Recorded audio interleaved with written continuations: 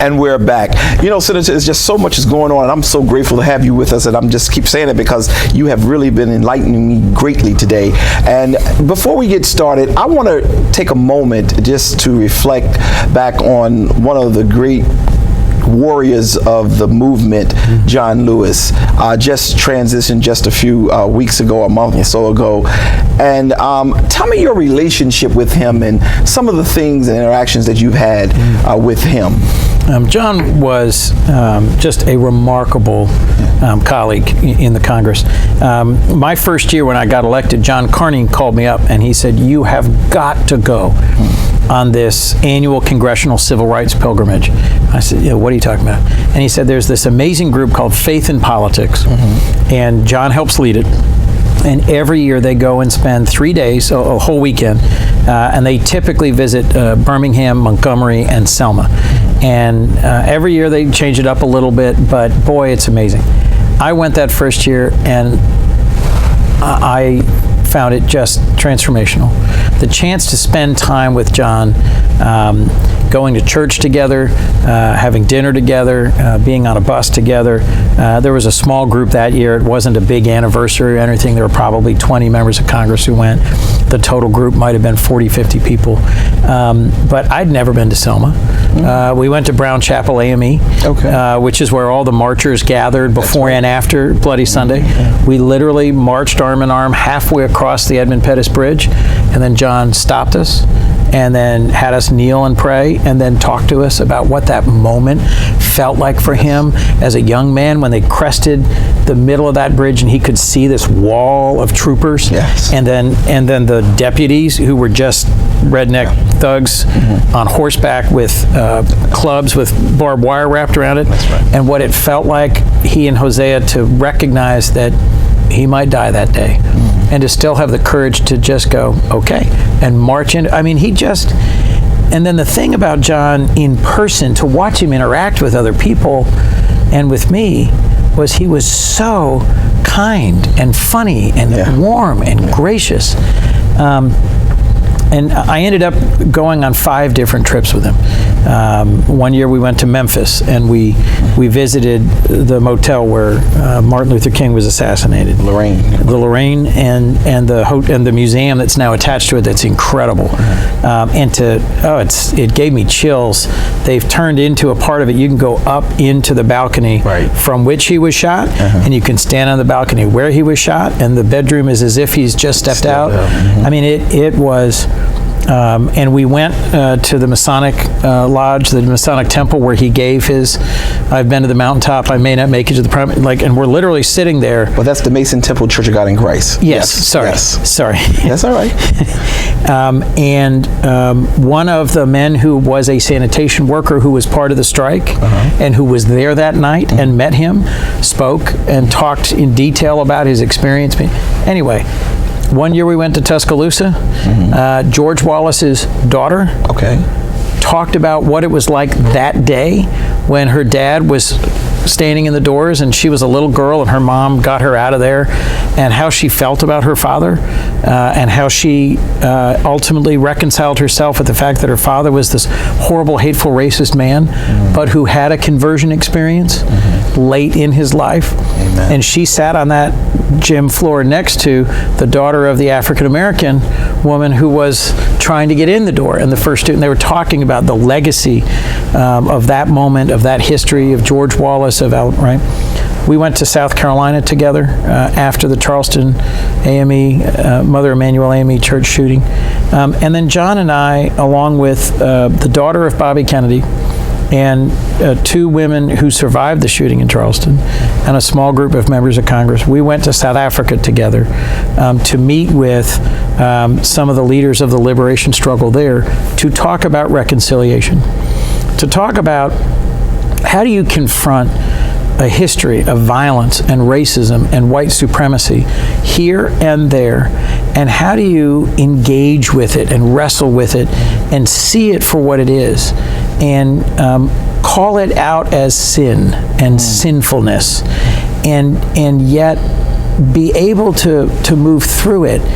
And I don't know if this makes sense to you, but John Lewis, in his willingness to risk his life over and over and over for justice, and yet his open-heartedness and his kindness towards those who repent of their sinfulness and would come to him and seek some reconciliation or forgiveness. There was a former Klansman who came and talked to him at one of these events and said, "I'm the guy who beat you at Rocky Mount, North Carolina, when you were a freedom rider. And I'm here with my son." This was an old man by then. I mean, he was in his 80s. And he said, "I ask you to forgive me." And the two of them, he said, "I forgive you if you repent of your racism and sinfulness." And he said, "That's why I'm here. I'm not a Klansman anymore. I know what I did was wrong." And John and this man embraced each other and wept. John Lewis made me believe in the possibility of forgiveness. Wow. Even after all the ugliness and all the oppression and all the sinfulness of the actions by the white majority in this country over so many centuries now. But it also made it clear to me what is called for those of us in the majority in this country, the minority in South Africa, to do. And that was a huge gift. I would say that he's one of 3 living saints I've met who by their life and by their righteousness just made real the presence. This is one of the reasons why I was so hurt with some of the things that President 45 engaged in. His unsympathetic spirit has created some strong harm in our community as well as in people of faith. As I'm sitting here listening to you, when you're talking about it's amazing how John Lewis was able to forgive people who literally was trying to take his life. The Christian life requires that. A person walking out their faith, it's required. He was a good man. I didn't know him personally. I've had some interactions with him, but I'm very grateful for him. But to sit under a president who literally I should say, parade the Christian banner is hurtful. And I don't want to look at you at this time. I'll look at those who are watching us. I've been raised as a person who loved the ways of the evangelicals. And I've not really had an opportunity to say much because I don't want to ever harm the Christian community. But it is very hurtful for them to accept this man all because of their political issues and overlooking what they have stood for all of their time.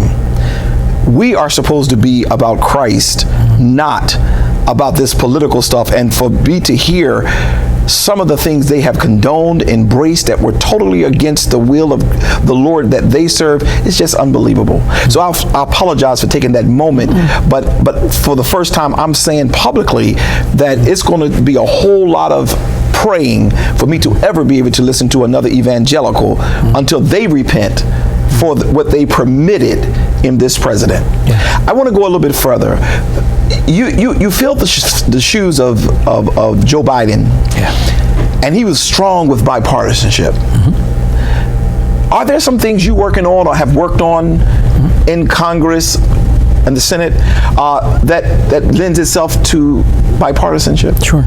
One of the things I try to do to follow my predecessor, Joe Biden, in the Senate is to actually get to know my colleagues. And one of the things that helps with that a lot is we have a weekly prayer breakfast on Wednesday mornings that our chaplain leads, and that there are as many, if not more, Republicans than Democrats who go to it. It's about 24 of us on a Wednesday.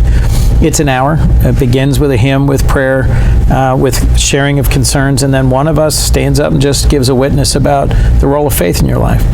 And it is hard to dislike somebody or to throw a rhetorical punch at them on the floor when in the morning you've heard them talk about what it was like when their father died of cancer when they were a child, or how they came to their faith, and it has helped build relationships. Roger Wicker of Mississippi, one of the most conservative adult humans I've ever met. I mean, we disagree in terms of political policy on lots of things. We first got to know each other through that weekly prayer breakfast. He's a beautiful voice. He's a good tenor. And you know, we started off working together on chicken. There's a lot of chicken here, there's a lot of chicken there. We worked on some fishing issues. We have some seafood concerns, so do they. They raise a lot of catfish. We catch a lot of clams. You know, these are pretty neutral things you can work on. And he asked me to be his co-chair for the Malaria Prevention Caucus. Okay. Mississippi was the last state that had active malaria, and they have a research center, and I was going to Africa all the time. And so we did some malaria work together. Today, this has been over 10 years. It took a while. Right. And I will tell you a secret. His favorite place to go on a getaway from Washington is Delaware. Oh, wow. Excellent. He loves Bethany Beach.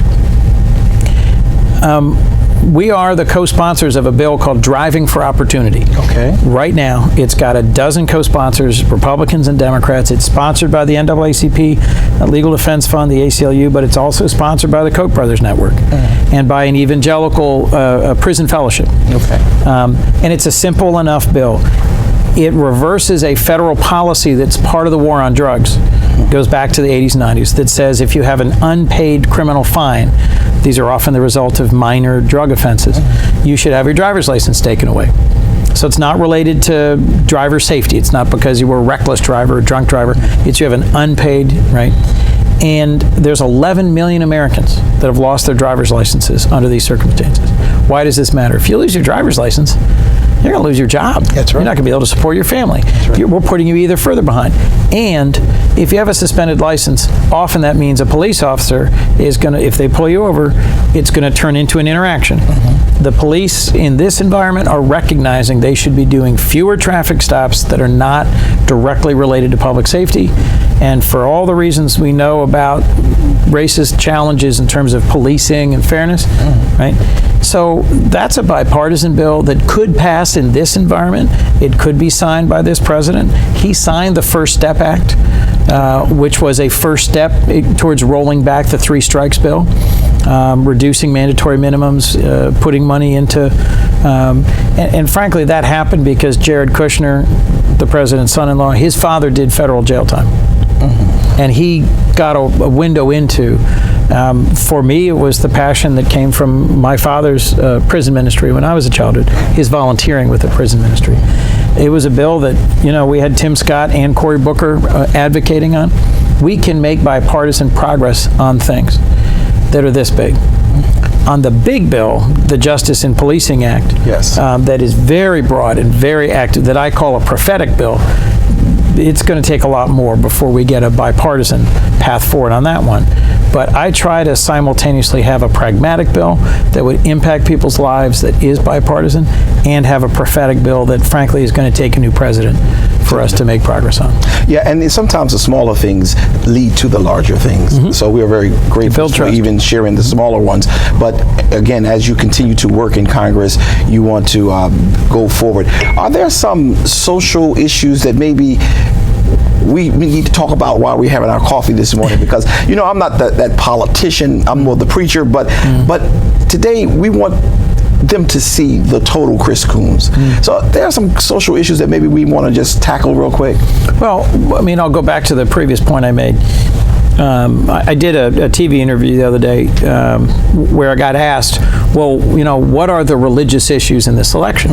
And I talked about having a just immigration policy, dealing with climate change, you know, dealing with criminal justice, dealing with climate change, dealing with racism, and called out slavery as the founding sin of the country. And the reporter kind of said, well, that's not what I'm talking about. I said, what are you talking about? He said, the religious issues in an election, abortion and gay marriage. I said, I recognize that for tens of millions of Americans, those are the religious issues in an election. What I'm trying to say to you is they are not the only ones. That's right. The gospel does not say thou shalt be Republican or Democrat. Absolutely. At all. Absolutely. We are trying in our failed and broken human way to take gospel principles and apply them in a current context. And that's always going to be a challenging prospect. So all I'm going to say is I am engaged in an effort to try and clarify that there are many Democrats both in the Senate and just in the world, for whom faith pushes us to be engaged in confronting racism, in having a more humane immigration policy in terms of how we welcome refugees and the stranger and the foreigner, seeing our role in the world as stewards of creation, and then having a calling to be better about creation care, finding ways to make our life and our world more just. I recognize they are not the only conclusions you can reach from the gospel. You could reach competing solutions in terms of what your core issues are, but to have those be the only two, I think is a narrow reading of what we're called to address. And that's one of the reasons, that's one of my concerns with the evangelicals, because they're making it too narrow, because it always mesmerizes me that the Republican Party can say clearly abortion is a damnation against God, but they will not approve a bill to give a child health care. Right. That bothers me. Right. Once born. Yes. You're on your We don't care, but you just make sure it's born. And I think it speaks to the half gospel. I said this to one of my daughter goes to a Christian elementary school, and I shared this with the principal. The principal was quoting all of the laws of God, quote, quote, quote, quote, quote, not knowing my role as a carrier of the gospel. And I looked him in the face and I said, "Sir, you understand the hand of God, but do not understand the heart of God." Yes, there were things that God said, thou shalt not, but he sent his son so that his son would fulfill, because we could not live up to. And all too often we get these social issues confused, and when we are on a certain platform, I just can't understand why we can't handle the gun control. I don't understand what is the real issue here. I know what the real issue is, but yet we can say we need Donald Trump, I said his name, for abortion rights. We need him for gun rights. We need him so that our courts will be so conservative that our two issues will always be at the front. That's foul. That is not appropriate. Well, and it's missing the consequences that are coming with it.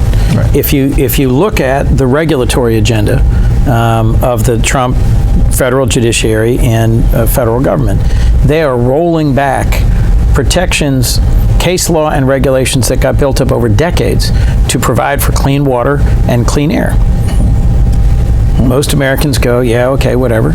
But seriously, in a community so impacted by environmental justice concerns as Southbridge, to say it's just okay to roll back everything that was done for 20 years to combat environmental injustices, to combat pollution in air and water, I think is missing the consequences on people and the consequences on the planet. So if you're going to pull out three things and say these are the only things that matter, everything else is commentary, I think you're misreading. I think you're taking Deuteronomy and Leviticus and saying this is the text, and I think you're ignoring the epistles and the gospels and saying, yeah. That's exactly where I am.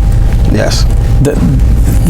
This shows a different arc and a different intention, I think, than a narrow and a priestly and a you must follow this rule and this law. We are not still in a world where we rely on priests to sacrifice doves and bulls, and the one complete, full, and ultimate sacrifice has been made. Yes. And then the question is, how will we view and treat each other? And to me, John Lewis was one of the strongest, most challenging examples I've seen of how will we treat each other.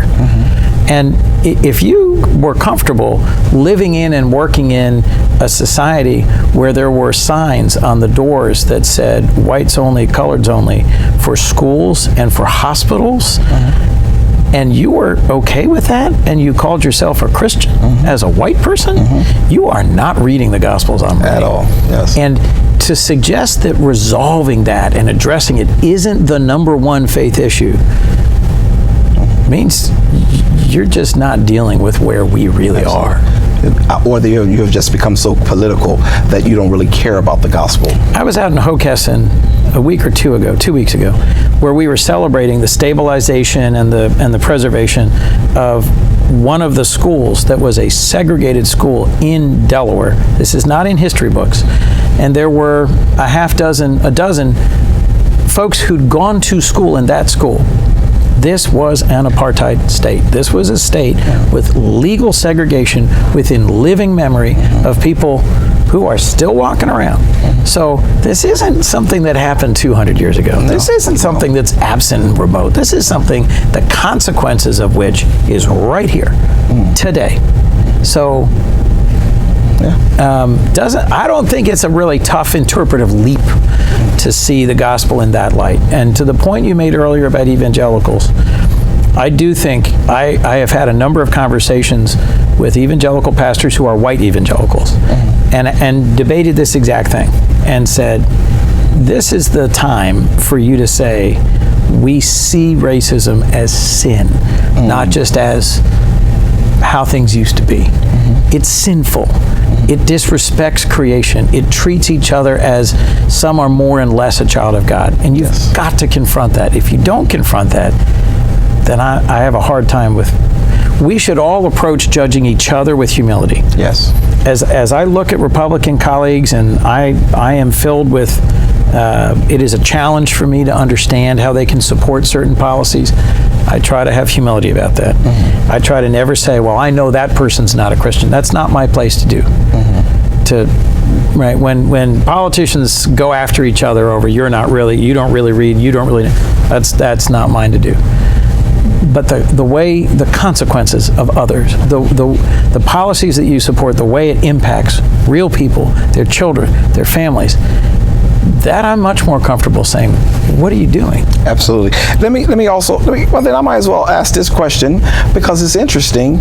So do you or do you not support, the president has a right to want to go to worship. He has a right. Of course. But the protesters were in his way. He has a right as president to get them out of his way. Or is that, I'm confused, Mr. Senator. I mean, he has a right to go to worship. He was wanting to get to worship. He was not going to worship. Oh, he wasn't going to worship? No. Talk to me. So there have been public interviews with the rector and the priest. So St. John's Episcopal, which is this iconic, it's a pale yellow, beautiful 19th century church that is right across Lafayette Square from the White House. He made no outreach. He did not call. No one from the White House called and said the president would like to come visit. He would like to pray with you. He'd like to share anything. There was no outreach. It was just a building being used as a backdrop. And look, if law enforcement broadcasts an announcement and says, this demonstration has become violent, you're beginning to destroy property for reasons of health and public safety, we ask that everyone, stop being, there is a difference between peaceful demonstrations and violence and rioting and destroying property. But that's not what happened here. Right. The White House decided that the president should do a photo op in front of a church. They did not give protesters plenty of time and say, look, within 2 hours we're going to, right? They just said, okay, we're clearing this out. And used tear gas and rubber bullets to do so. Dragged along the chairman of the Joint Chiefs in uniform, which he subsequently said, I wasn't informed about what we were doing. I should not have been there. It was not appropriate for troops to be used or for him to be used in that way.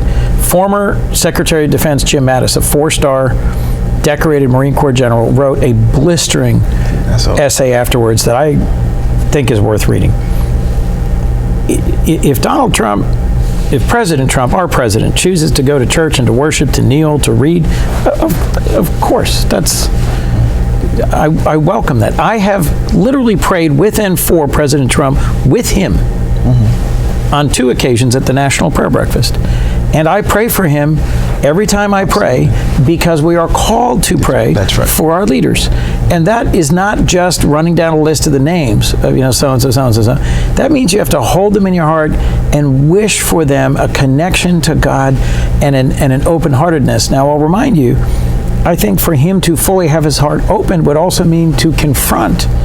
If he really knew God, right, that'd be a painful moment. Yes. Because you'd have to confront the consequences of some of the things he's doing. Right. Not to put too fine a point on it, but it was the next day, Joe Biden called the pastor of an AME church here, right, and said, would you mind if I came? I would like to come to listen, to kneel, to read, and to hear.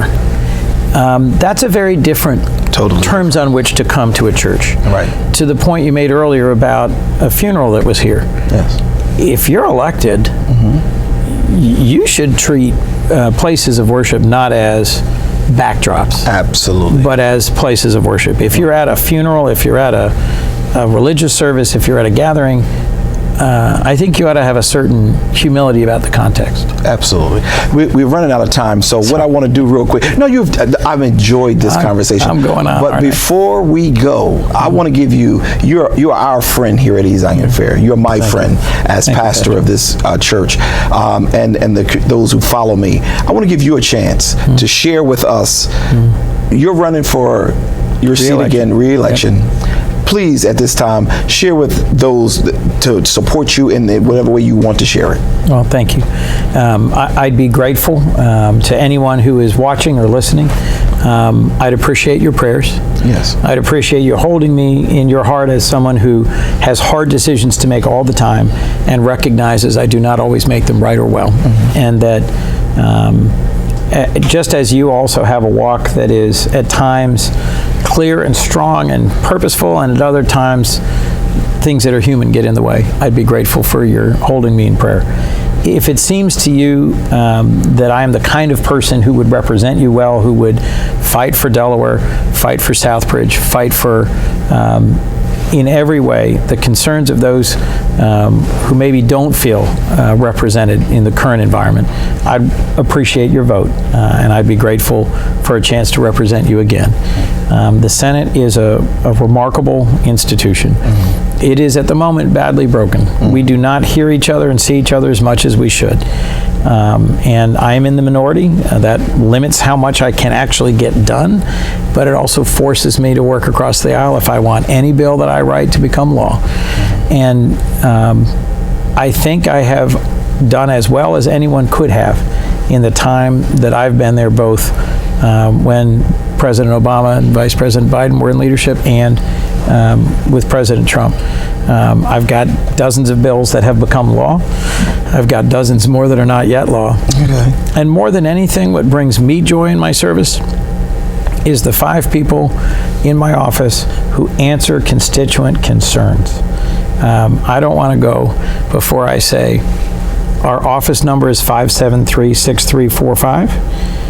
I'll say that again, it's 573-6345. And my website is coons.senate.gov.